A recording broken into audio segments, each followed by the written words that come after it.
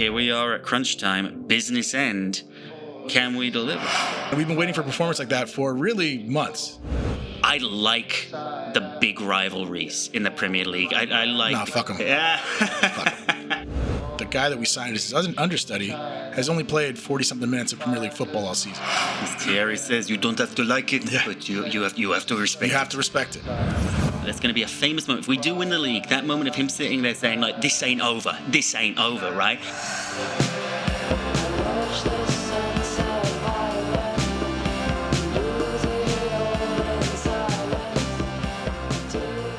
Hello and welcome to the Pintcast. I'm joined today by lifelong Gooner Misha Crosby. You can follow him on Instagram at Misha Crosby. He's a talented actor, director, and like we said, lifelong Arsenal fan from London, living now here in Los Angeles. Welcome back to the show. Great to have you on. Thank you for having me back. Great to be here. You know, where the situation's a little bit better than maybe the last time we spoke. You know, you've been on the show once each of the past couple seasons, a couple times after some devastating defeats. Yeah. And we even talked about speaking earlier, and it was like, you know, after the City defeat was not really... Yeah, let's maybe do this. Let's table it a week. Maybe we can win, get some good results. 100% makes a difference. I think a lot of people want to go bury their head in the sand and not listen to any media pile on how bad we were after a loss, especially the way we had been playing. And you know that they're waiting. They've been waiting with knives out. Sure. Our mutual friends in these group chats are just like all of a sudden like, oh. It's weird because I've not felt it quite like this before from an Arsenal perspective. There was that feeling, certainly with the style of play, with the Wenger Ball era and all of that, where we'd been a lot of people's second team, and people were rooting for us to succeed. Whereas now, and I genuinely think it's a style thing. People are rooting for us to fail. And you can really feel that difference. Like the amount of memes that have come up. God, I've had 20 times X at least. I've never had so many friggin' bottle memes sent to me in the last God knows how long. Yeah, you know, and I get it. It's not the same beautiful football. But you know what? This weekend, we had 3 open play goals, all in the first half. Mm-hmm. Some clinical finishes. It was great. It was good. This was the kind of Arsenal that we love to see. We had the tonic that we were asking for, you know, because you look at what's going on throughout Europe this weekend. Yeah. Every other team that's involved in the Champions League semifinals, like us, fully rested and rotated their teams. Yeah. And it looked like, you know, what if we can't get this done quickly enough? We're going to have to play 90 minutes with all these guys. And we actually put together the performance that we've been dreaming of in recent weeks, where we actually put them to the sword. 3 goals in the first half. Saka gets to take the second half off and rest. You know, you get Gyökeres and other people off at the 60th minute so they can get 30 minutes of rest, so they have fresher legs come this next match. And we've been waiting for a performance like that for really months. Yeah, credit where credit's due. I think like all of us had been, you know, watching us with this mentality of, hey, we're going out there and playing not to lose. And it's a horrible perspective to have to watch a game from, because then sitting back, forming those blockades, as it were, inviting pressure was just, and like all passes always going backwards rather than forwards. It wasn't pleasant. And you could see the change. You could see that this difference of going out there to play to win. And it's not as if we haven't had the squad or the team to be able to do that. Go look at the teams we were beating at the beginning of the season. Sure. We beating Atletico Madrid 4-0 at the beginning of the season. This team has it in them to play like that. And it was there was that moment. I wasn't upset about the way we played against Man City. You know, that was a loss. We went for it. But we did. And that was the best we had played in 100%. It was a turning point in the way we played. And certainly, you know, even Declan Rice at the end of that, that's going to be a famous moment. If we do win the league, that moment of him sitting there saying, like, this ain't over, right? There was still a fight. And then there was belief back where I just didn't think there had been before. And so I thought it was very encouraging, even with the loss. And certainly it was Fulham. It was not maybe a team with a bit more spine in the center, but there were just so many positives to take. And one of the biggest for me is actually, and it's been talked about a lot already, but Lewis Skelly. right? Like, what a phenomenal performance in the center of the park from a guy that hasn't had the opportunity to come and play very much, that comes in there, gives obviously the chance to rest Zubimendi, which is very important because he has looked behind the pace of it. There's just no two ways about it. And the minutes that our guys have had to play compared to, you know, the other leagues, that's a huge factor too. Yeah. I mean, yeah, like, you know, the stats are pretty obvious with Zubimendi. Obviously, he hasn't played as well as he did earlier in the season, but first season English football, didn't have the winter break, more minutes and more matches than he's ever played in his career.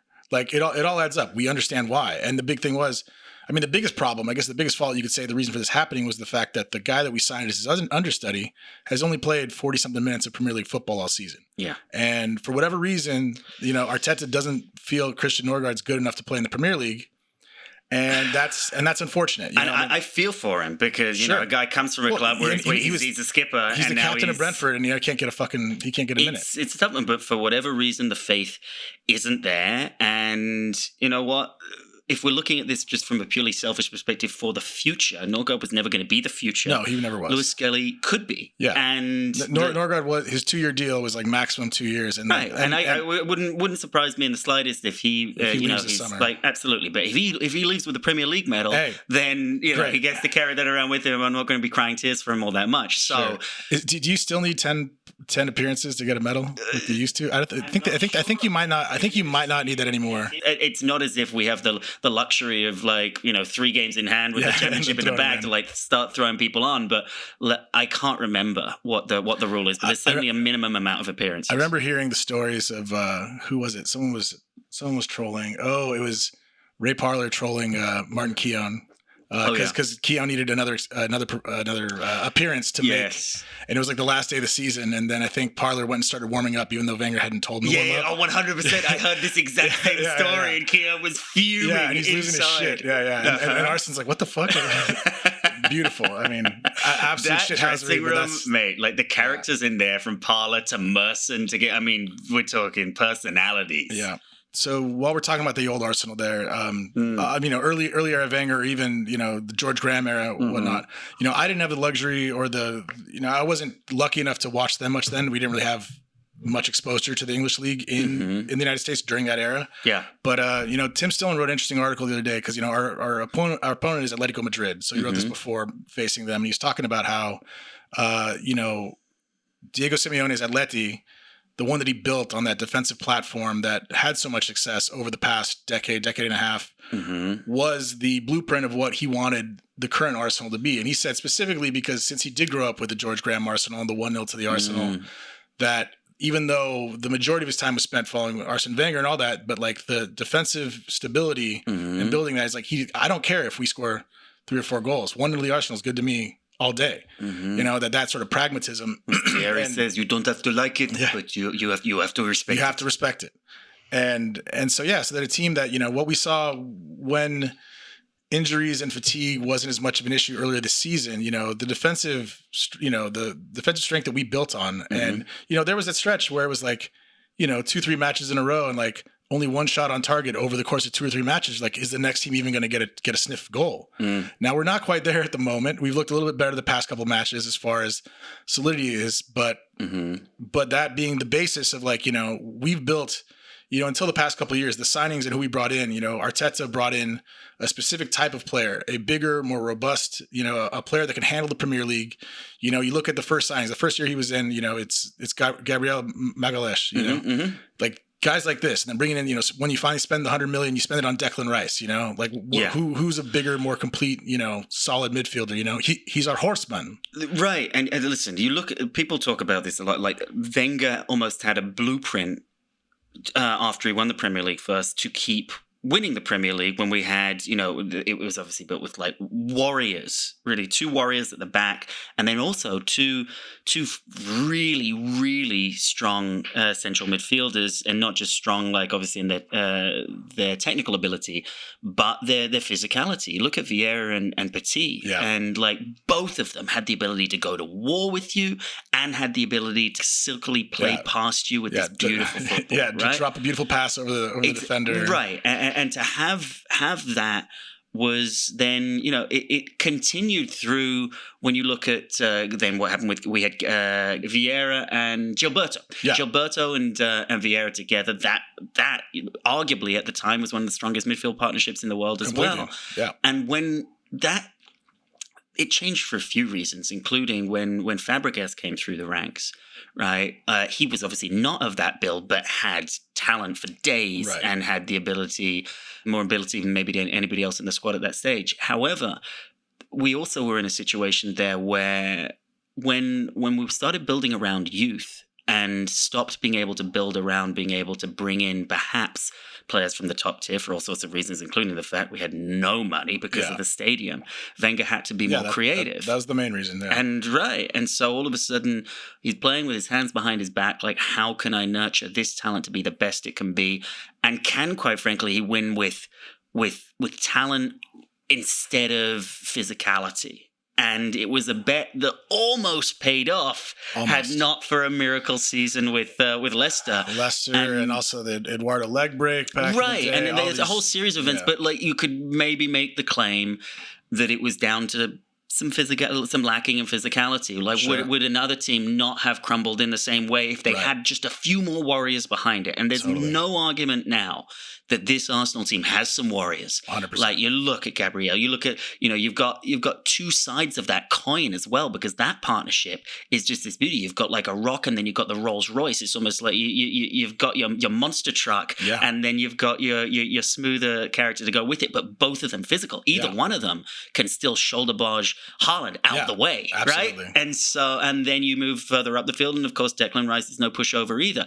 The game has evolved a little bit in the sense that Vieira role, if you like, has been almost made smaller physically. When you look at your Rodriguez, you look at your Zubamendi playing that role now, it's not quite as physical a position, but somebody that can just dart and still close down play and get between those lines. Whether that changes again, who knows? But that certainly seems to be where we're at right now, which I think does look good for a guy like Lewis Skelly, because that guy, and not only does he have the ability, it would seem right now, to break up play, although arguably not as well as somebody like Zubamendi yet, but the guy's ability to drift with the ball, drift past people with confidence, and he feels like he's almost a veteran. Not one of veterans, maybe a strong word, but he feels like he's been around for a long time. The guy's 19 years old still. Right. Yeah, and he's an absolute unit. His physicality is not going to be an issue for him. He's been hitting the gym. He has quite a good natural build. The man has tree trunks for legs. Absolutely. His legs are built similar to Timber's. We're talking about the warriors that we have. And we've definitely been missing Timber on the right. I'm sad to see that Ben White is, his form. It's probably due to the many injuries that he's been having, and he hasn't gotten fully fit. Yeah. And so it's a little sad to see that. But, for sure. But he's also a warrior. He's another guy that's a center back. Size wise, we brought in. He's no pushover mentally, right? Like, you look at that guy and his ability to fight, and it's so interesting. I'm not sure other people would crumble. The mistake he made, giving him a penalty, that kind of stuff. And he came back and he played well over the week. At the weekend. And you can see that, like, that's an area that, listen, if I were Atleti, I would be looking to target that right side. Right now, it's like, if there is a chink, that's probably it. Because, quite frankly, you look at Nketiah, I mean, the guy has been immense, I think, as cover. And, I mean, you call him cover, I mean... Yes, would I play a fit Calafiori? 100%. Sure, but like, again, the guy's just coming back from injury, and so I'm not sure what the call will be on Tuesday. But it doesn't worry me. No, it doesn't. And to have options there where you don't have the concern of someone, you're not playing I don't know. I'm thinking back in the days where it's like you got Armand Traore coming in to play left back or something, something like that, where you're just like, okay, well, this guy's fast enough, but he's not physical, all that. I mean, I really do love like what we get from an attacking perspective, and like, Calafiori was all over the pitch. Yeah. But I mean, still, considering his fitness issues and everything else, if I had it my way, I would start Nketiah and play him the first 60 minutes. And if you need to bring on Calafiori, if we're lacking something in the match, I mean, that is a creative spark, because he will do things and change it up. And it was interesting to see, I mean, specifically this past weekend, because you were playing Lewis Skelly, a guy who can fill in a left back, the interchanging that was going on there seemed a lot more fluid. Oh, for sure. It felt the most fluid we'd been in a really long time. And I think that's one of the reasons as well. I mean, for a long time, you probably remember that experiment. It was like we would move to formationally 3 at the back, Calafiori would go up, and that would be almost like our extra extra player moving to the field. And now we'll see if, what happens here on Tuesday. I would imagine Zubimendi will start. This would have been a rest game for him. I think so. I think it would be a big call to throw in a 19-year-old now to say, hey, now you're going to start. Do what you did against Fulham. Some people are calling for that, but I think it'd be better to you start Zubi, and if you can bring him in. I agree. I think that's the call. And, with Max as well, I mean, since we're talking about young players, I would have him there in the squad. You have him in the squad. He's kind of been... He's not really been utilized for a little while. In fact, I was starting to worry about whether he'd maybe picked up an injury or whether it was just protectionism, which would be perfectly legitimate as well. I mean, I definitely, when Saka's fitness, which obviously still is not anything guaranteed, knowing the sort of Achilles problem he has, it's something that seems like a chronic injury that he has to manage. Mm-hmm. There was a point where I was like, I'd rather have Max start than Madueke because the end product from him has been pretty lackluster or inconsistent, to say the least. Yeah. But there's always a lot of energy out of Madueke, right? There isn't that lack of. I mean, it reminds me of. No, it's not for lack of trying. Right. He puts in the effort. But I mean, what we saw from Bukayo looked like Bukayo for the first time in months. 100%. Over the weekend. And Bukayo does tend to have a knack of when he does come back. He doesn't look like somebody that's coming back from injury. Most of the times when Bukayo comes back, it's like, oh, wow, Saka's actually back. Yeah. And that was a statement performance for sure. And he, I think, will remind people, it's like, oh, yeah, you do need to double up on this guy. And, of course, that will create more space for us. Sure. So, if he can start on Tuesday, it'll create more space in other areas of the pitch for sure. One thing I really have liked, development that we've been hoping for, because earlier in the season I don't think we were seeing the kind of impact that we wanted to see. I feel like Eberechi Eze has really come into his own, like in his own skin in an Arsenal jersey. So now you see him receive the ball. Some of the movements that he had in the match in the Champions League, turning and running with the ball, and just how silky he is on the turn, and you feel like. A lot of confidence flying through. A lot of confidence. Like earlier, it felt like he was pressing. He knew he took on the number 10 at Arsenal. He's very cognizant of what that means and what pressure that is. But it felt like it was weighing heavily on him. Mm-hmm. And now he's banging in the goals to put us through in the Champions League. He's scoring big things. The last few games, he's feeling it. He's got the juice. You can really see him coming into his own more and more. And I've always been one to speak up for Odegaard because I've always felt that. They have different strengths, right? Yeah. Like when you look at obviously Eze on the ball and his shooting ability and his ability to really sort of drift through the lines has always been more impressive. However, if you need somebody to thread a needle and somebody to be able to have that entire pitch in his head and just play a pass sort of Ozil-esque, Bergkamp-esque, Ozil was still the guy. However, Odegaard was still the guy, right? But Odegaard, since he's been injured, has not found his form. There's just no two ways about it. And you look at this was a decision that baffled me, and it still does. Like with that Man City game, Odegaard's first game back, right? And you play the guy for a full. I think you played him for a full 90 minutes when you had an Eze that was playing great. Right, and I just didn't understand it when I saw the numbers come up. I was just like, oh, surely this means that Eze will move to the center, right? And then I forget whether it was Trossard or Martinelli that came on, but whoever came in for the wing. But sure enough, he takes Eze off, and I thought Eze was actually having a really good game. Yeah, it could have been one of the reasons we didn't actually penetrate and go on to equalize or even win. Who knows? Yeah, that was kind of surprising. I mean, still, if you ask me what to do this upcoming Tuesday, I would play Eze on the left. What we saw from Trossard was a lot better this weekend than what we've seen in recent times. He's looked out of form. He looked a lot livelier. And the big thing with these calls, these decisions. Remind me, he didn't start. Did he start against Fulham? Trossard started against Fulham. That was his first start in a long time. Right. He did look good. He looked much more lively. But still, if I were to do, because there's a likelihood that Odegaard is going to start on Tuesday. He was pretty much rested based on what Arteta is. Arteta that's what he's saying, and he says that both he and Havertz are in contention. I wouldn't expect to see Havertz starting, but if you're gonna start with Odegaard in his normal midfield position. Right. and probably, our standard, ritualistic. So you would go, I mean, since we're playing this game, you would go Saka, you would go Odegaard, and then Eze on the left? I would do Eze on the left. You're probably going to start with Gyökeres. And then, right. I mean, if Havertz is fit enough to be on the bench and he's the guy you have come on, I agree. I think you go with Gyökeres. In the Champions League, it's a competition that suits Gyökeres. It's something he's clearly had a lot of experience and also, there's no one I'd rather have take a penalty than him. For sure. Even though I have plenty of faith in Saka. He took the net off that penalty he took last time. He absolutely leathers the fucking ball. Yeah. He cunts the shit out of it. Yeah. So it's great. And, and he isn't, he just scored 2 goals and got an assist. That was the best hold-up play we've seen from him on that great through ball from Eze.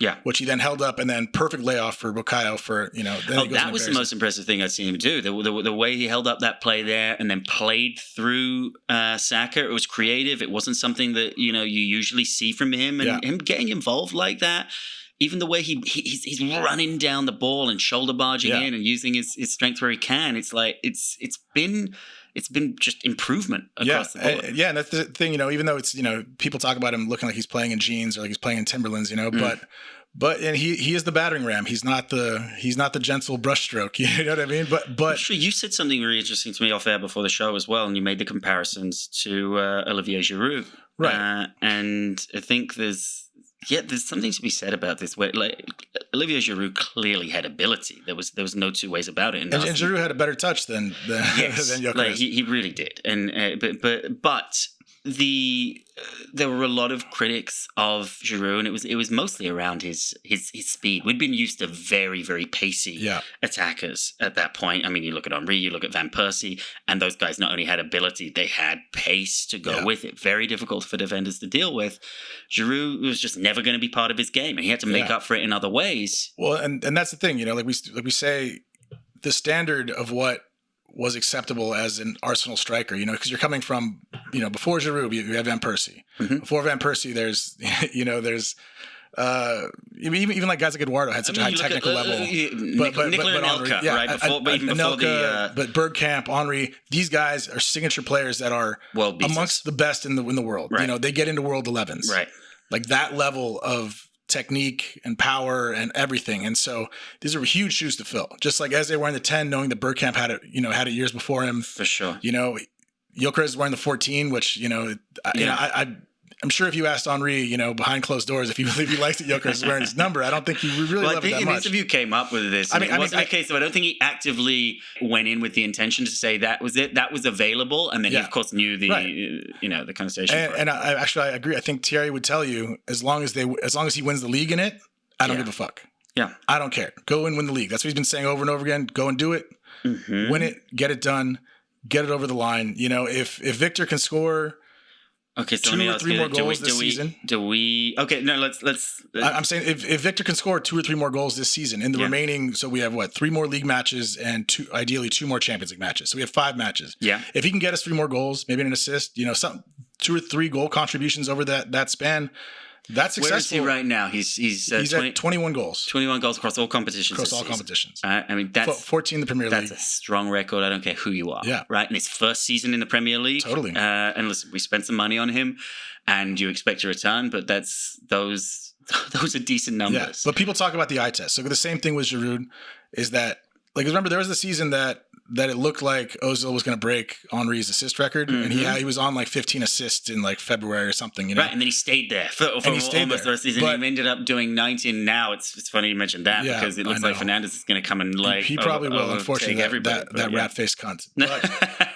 But we don't talk about that little shithead here. But yeah, you had a situation there where if you were watching those matches and Ozil should have had 10 more assists. Giroud was extremely wasteful a lot of those chances. Yeah. And that was the thing, it wasn't that he didn't score that many. He still scored 20 or something that season, but he was pretty hot in the first half of the season. Yeah. I think, probably 8 or 10 of those assists from Ozil were to him. Mm-hmm. But the amount of chances that he wasted later, it was that was the reason with a different striker, Ozil would have smashed that record. And that's the thing. Gyökeres, he'd even tell you himself he should have at least 5 or 7 more goals this season, if not more. I mean, he thinks if he's at 21, he really should be at 31 if he was more clinical with the opportunities are presented himself. Now, to be fair, a lot of it giving him the benefit of betting into a new league, a league that's way more physical. He wasn't able to bully the way he was where he came from. There's just no two ways about it. All of a sudden, he's dealing with it's miles difference in terms of the quality. Yeah. But then, listen, I guess the question I was going to ask you was,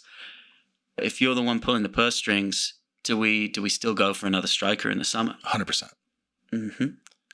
Yeah, 100%. I want Julian Alvarez.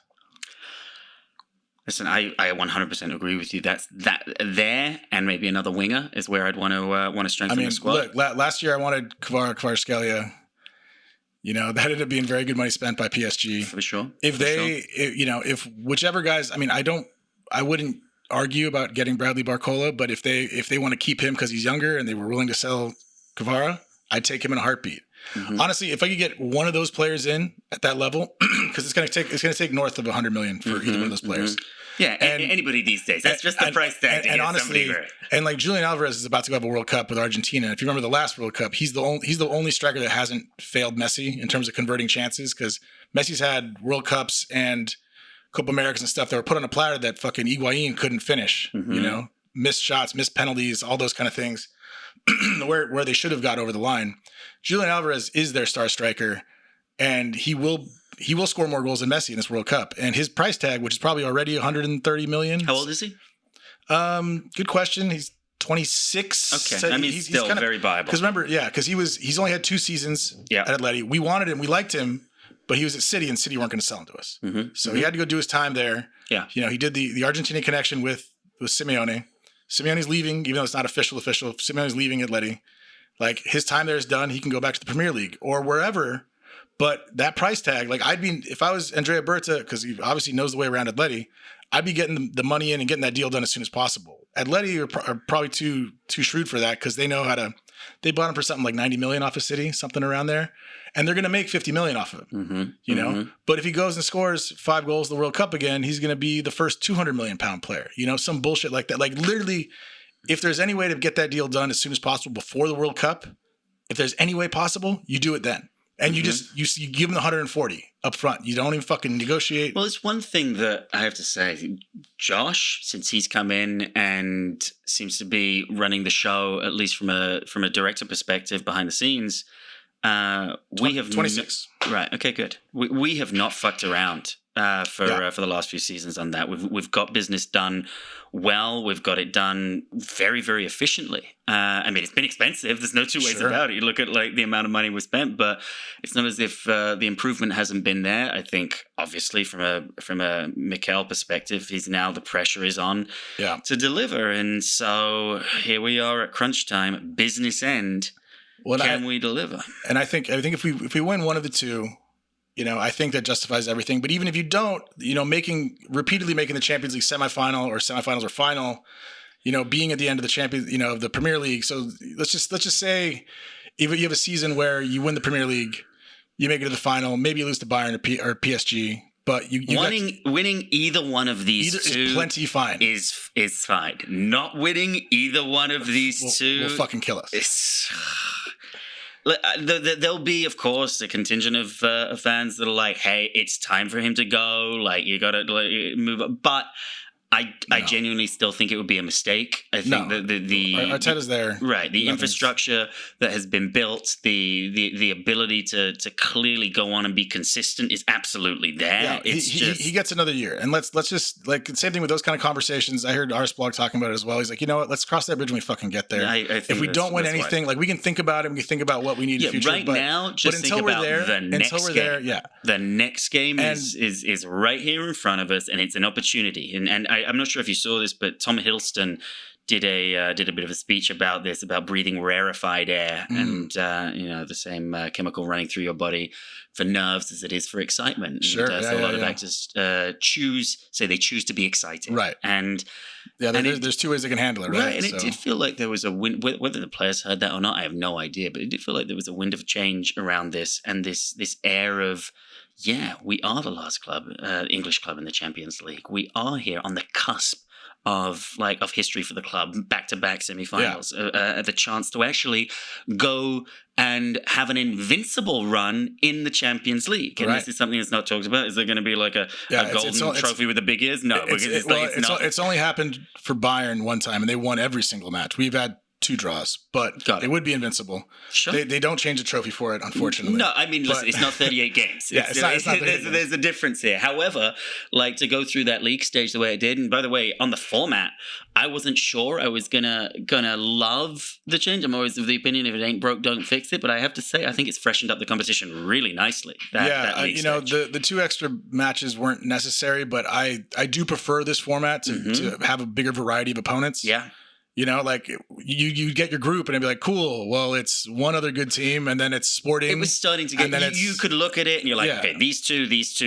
And you could see what was going to happen before, and this feels more unpredictable. Yeah, you get 1/4 team that's like, Bodo Glimt or something along those lines. You get an Ajax or a PSV as a middle seed. Right. But yeah, I mean, I think the fact that we've had to go and play Inter, who have been, Champions League finalists, twice in the past couple of years, playing PSG in the group stage last year, playing Atleti this year. Those are all great experiences. And I think they're great to have it in the beginning of the season. And, there's been a lot of talk about, the way that Arsenal's perceived in England, but the way that we're looked at by the rest of Europe, we have respect from these people. They understand we're one of the best teams in the world. Mm-hmm. They fear us. And on the European stage, we've conceded 3 goals in the entire Champions League. Mm-hmm. And so I saw the stat, something that the combination of the 3 clubs that are the other 3 clubs in the Champions League still have given up a combined 60-something goals over the course of Champions League. We've given up 3.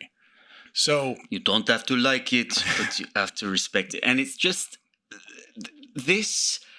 Listen, if provided, again, there's a lot of ifs here, but provided we do get through on Tuesday, and we can put in a performance that puts us there into the final in Hungary, then we're going to come up against, a team that clearly is, whichever it is, has clearly been more comfortable going all-out attack than we have. There's just no 2 ways about it. And they're going to come... Those are the 2 other best teams. We have the defending European champions, who still have all the same players, and we have Bayern Munich, who we have already beaten this year, but have been clearly the best team in Germany. And they were until we beat them, they were undefeated that whole season. We broke up their invincible European season and across the board. Yeah. And it's been a while, but Bayern are back to where they have been. This team, the 3 teams, and I'm including us in the 3 with the other 2 semifinals on the other side, are all worthy winners of a Champions League. They're all good enough. No one's going to say it's some fucking, some rags to riches or some wonder story. No Cinderella. These are all great quality teams. It's going to be a great final no matter who we face as long as we get there. And and these are teams that really are deserving and worthy of the title. And, I want to see, I love the idea of playing them in a one-off. We've seen the good and the bad of that. I do remember the last final that we were in like that in 2006. And, anything can happen. Anything can happen, and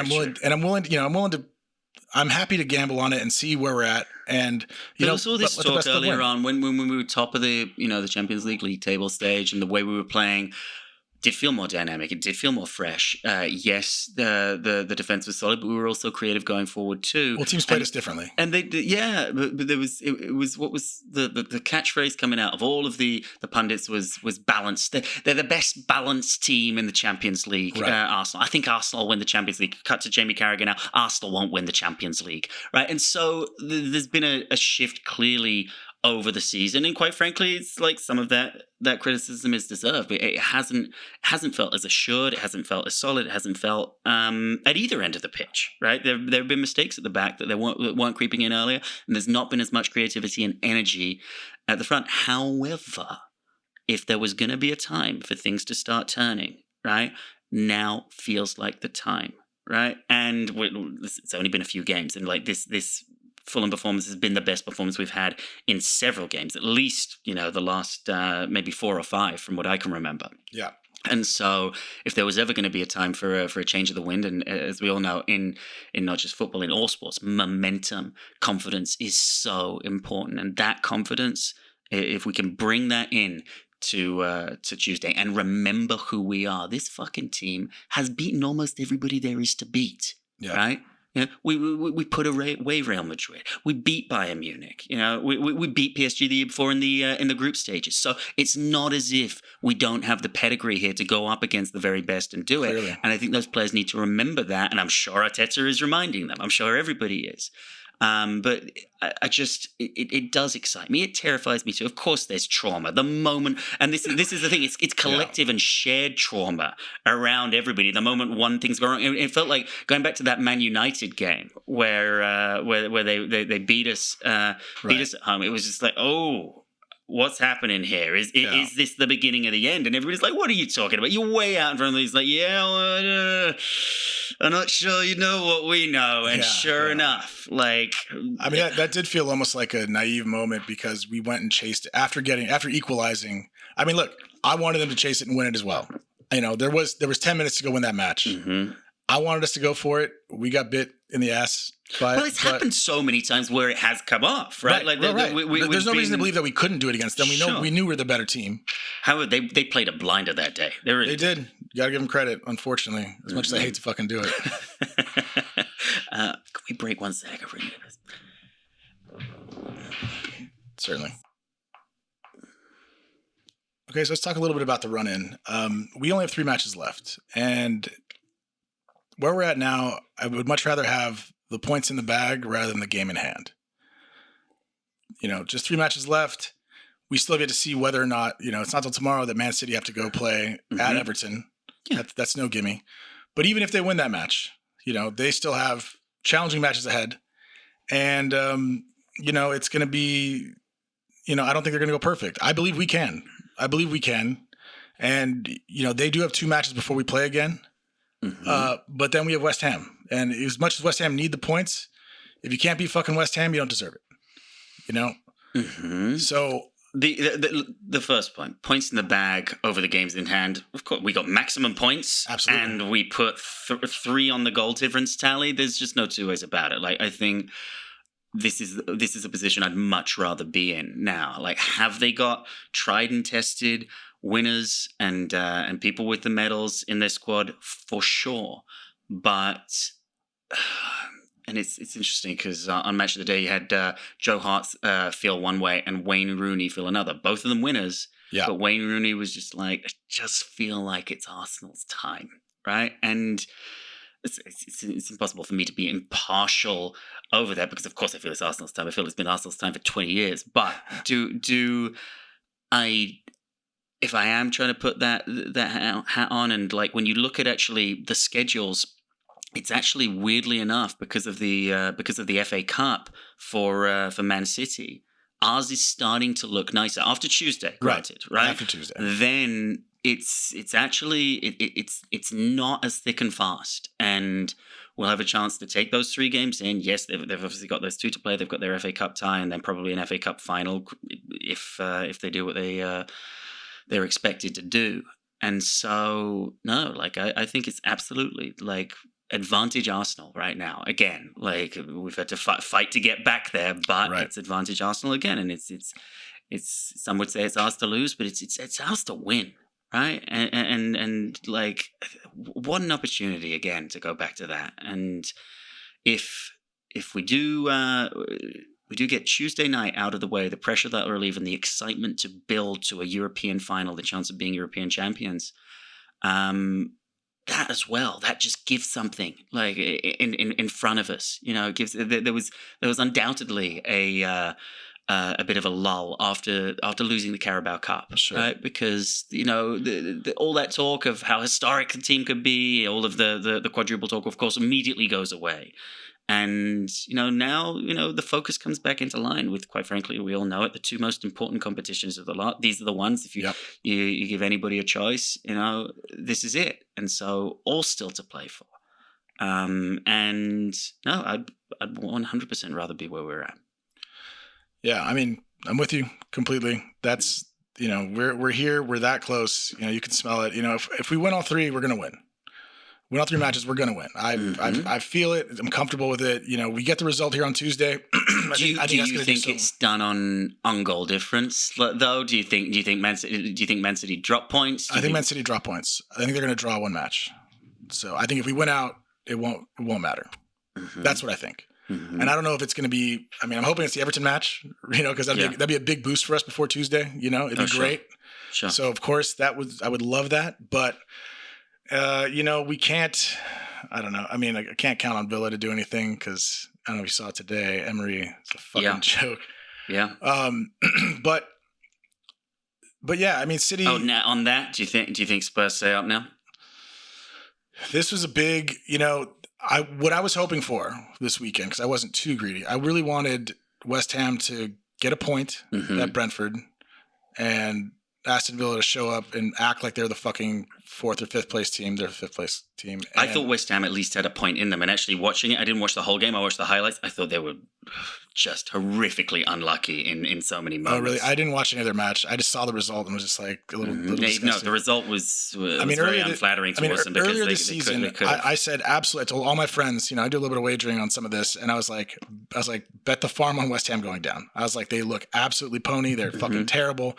But you know, they have turned around a bit. You know, earlier in the season, it was really dire. They looked horrible. But like a few of those guys they brought in, you know, they've become livelier. You know, what was his name? The winger, the left winger, black fellow. Anyway, you know what I'm talking about. He's brought in a lot of energy, and he's been a bit of a catalyst for him. There's no better motivation than the idea that you may be going down. This is the pain and the beauty of the Premier League and this system of that we have of this pyramid, and it produces these amazing games towards the end of the season where people are fighting for their lives. I mean, I think today's result with Tottenham winning, I think does shift the favorite, you know, because they were favorites to go down before this. And now it's, you know, there's been a little shift. You know, if West Ham, they're going to lose to us, but they have a chance to do it. I mean, I really think it all depends on this upcoming match for Tottenham because they face Leeds at home. And if they can't win that match, I think they go down. If they beat Leeds, I don't like where it's going. But, you know, like Leeds played well this week. They won. Everybody says that it would be just Tottenham to be able to steal Arsenal's thunder if we win the league by going down and grabbing the headlines. And so, you know, I'll happily concede the attention to them. You know, go ahead, have it. You can have all the wrong headlines. You know, please. And it was funny. I was thinking about it that literally, you know, this whole situation came about because United lost to them in the Europa League final last year.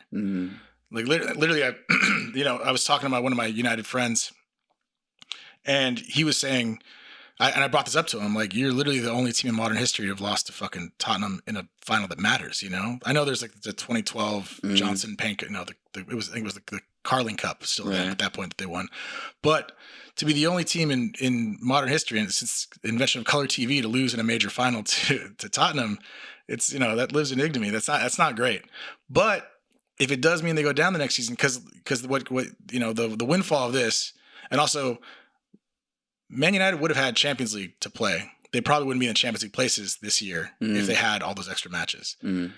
Tottenham did have all those extra matches, and that's probably why they're in the relegation zone, because the injuries that they got during those matches and the extra, you know, all the factors that come into it. Yeah.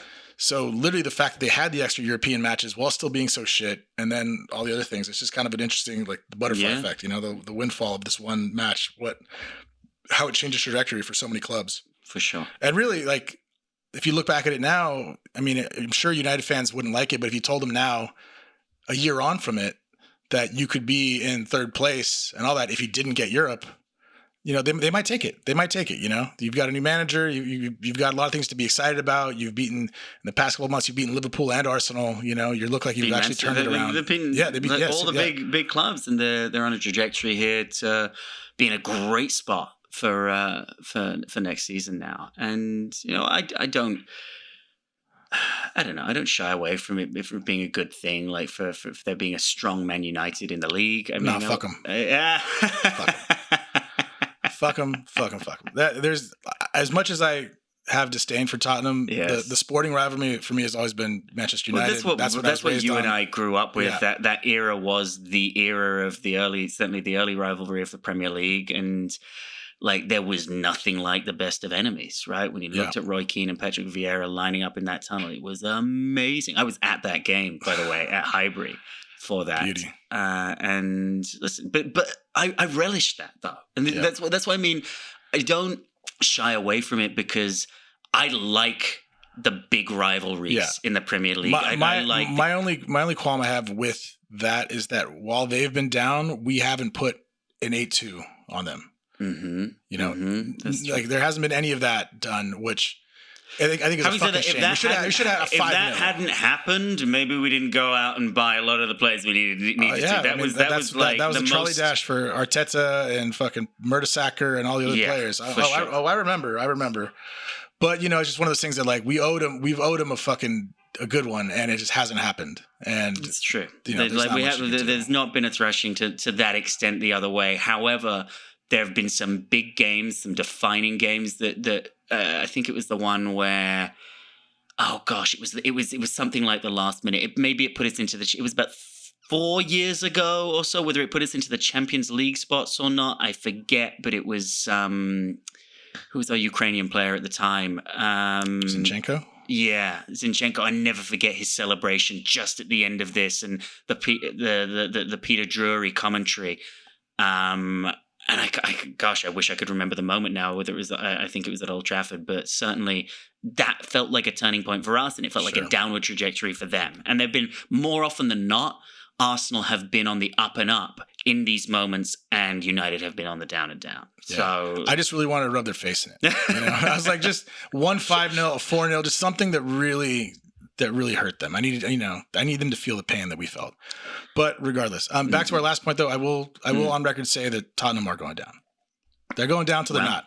Okay. They're going down till they're not. So after this weekend, I'm going to disagree with you. I think they're probably now staying up, but it's a close call. But listen, there'd be nothing more Spursy than them putting themselves back in the right position and then blowing the lead or fucking up against Leeds. Mm-hmm. You know, like a team that they should beat. Yeah. But you know, when all of a sudden it looks rosy, you know, they're the plucky underdogs. As soon as they're favorites again, it's all there for them to fuck up. You know, we can hand them the bottle.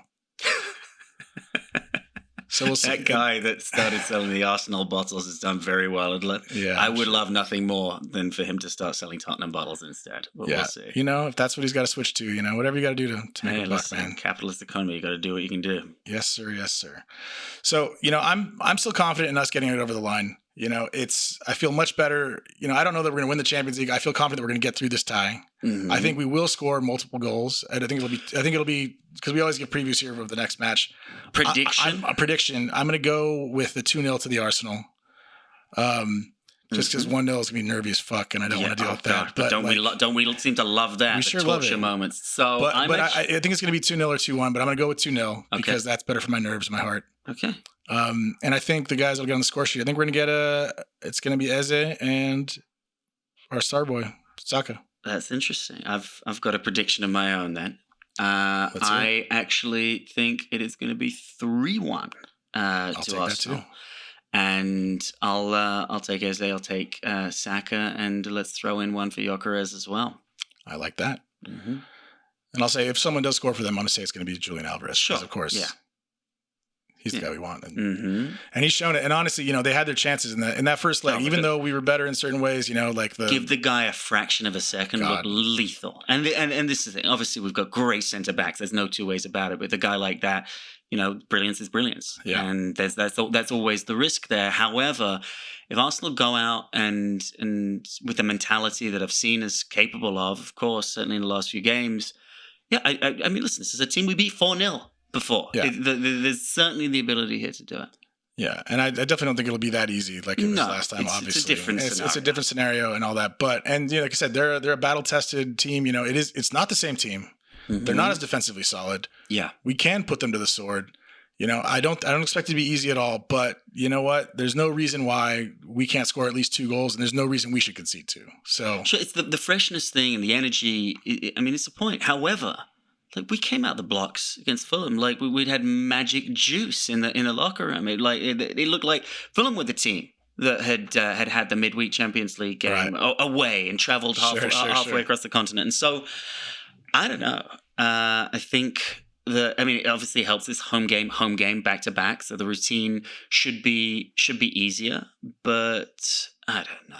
We're gonna obviously have to wait and see where that's at. But they undoubtedly will be fresher, like on a like for like basis in terms of the amount of rest they've had. Yeah, I mean they rotated their whole team. They did get a win against, I forget who they played this weekend, but they pretty much everyone that started was not in there this match. So they'll be rested and rotated. But you know what? We will have rhythm. We will have rhythm. You know, our big dogs. That's a big commitment. We will have a chance of rhythm based on the fact that we've been playing every 3 days. We got it. You know that we're in the zone. The guys have the sauce. You know, we were able to give some of the really key bodies some rest. You know, as far as being able to not have to play a full 90 minutes. And for us, like that's all we could ask for. You know, we knew we had to give everything in that match, but we did we did our job for once. We got it done in the first half.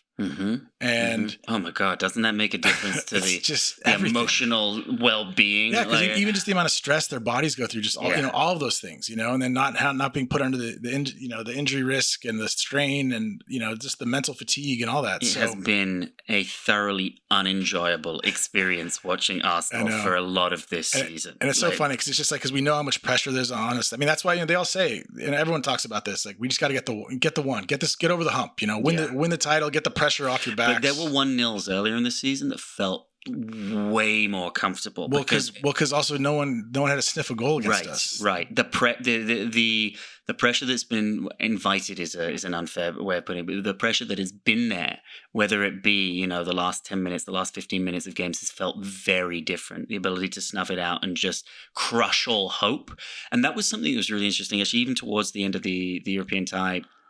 Last week for us, the end of that game, the last 10 minutes, the way Arsenal played felt very suffocating. We were bombing forward. We weren't just sitting back and inviting pressure, and it really felt like us closing out a Premier League game to go and get another one in the last few, and it felt like it was too much for Atleti, and so again that gave me a lot of encouragement, especially away from home. Yeah. Yeah, and we're in a great position. We like where we are. It's just out there to go and get it done.